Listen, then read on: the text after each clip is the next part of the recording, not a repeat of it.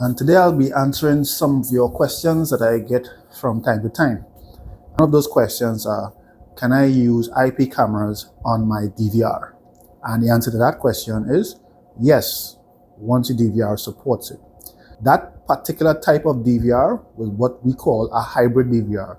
In other words, it has inputs for analog, and it also allows the addition of a certain amount of IP cameras. Also, what you may find in some DVRs, apart from IP cameras, what you can add is outputs and inputs from other things. In other words, a little bit of automation. You can add inputs from an alarm system, or you could have outputs going to a speaker, a siren that might have a speaker that might have a pre-recorded message in order to deter would-be intruder.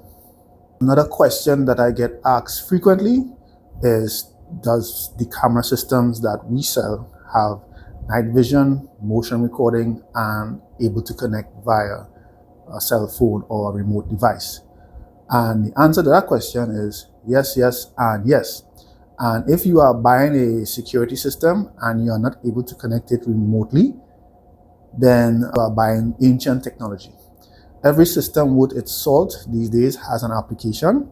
All have applications that work with their systems, or sometimes one application may work across several systems via the UNVIF protocol, in which you would add it to whichever platform you decided to use.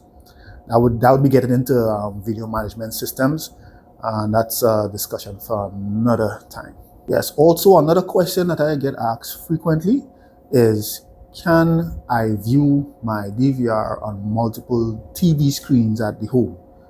Now, though it is recommended for your CCTV systems that you use an actual monitor, now you can use your television set if you have enough HDMI ports available, one, and if you're not going to be using it 24/7, because what may tend to happen after a prolonged period of time, if the cameras are in an area that is static and doesn't have much movement, where the pixels don't change, you start to get something on your television called image burn. It happens to monitors as well, but it happens fast on a television.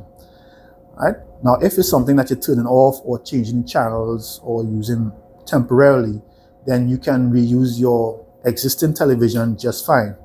Now, the methods to which you would connect to the television would vary depending on whether the television is in the same room, another room, or if in case you have multiple televisions, then we will have to introduce another device called a HDMI splitter, and that would take the signal from the DVR, go into the splitter, and carry it throughout different areas in the household.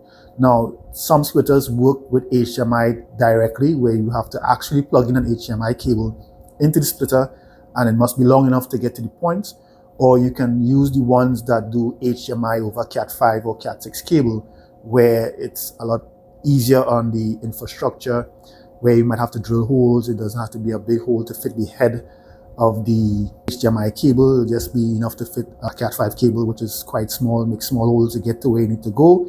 You wrap it up neatly in the back, and then you put the other module, the receiver, and then from the receiver, use a short HDMI cable to get to the TV. And that way, you can split the signal amongst multiple displays. Another question I get asked often is, how often do you actually have to update your DVR? I would say as often as humanly possible, because there's always vulnerabilities present. There might be a new feature that could make your security system a lot more robust. Might have the ability to add certain devices onto it with an update.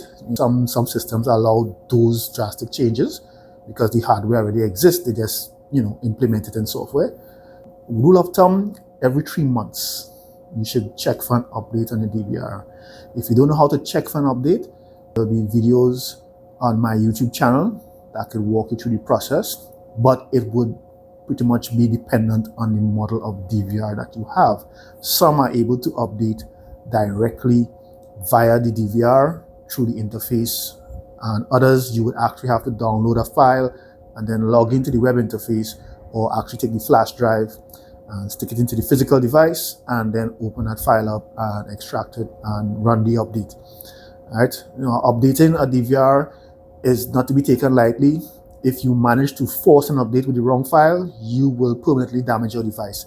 So seek the advice of a professional when choosing to engage in such affairs.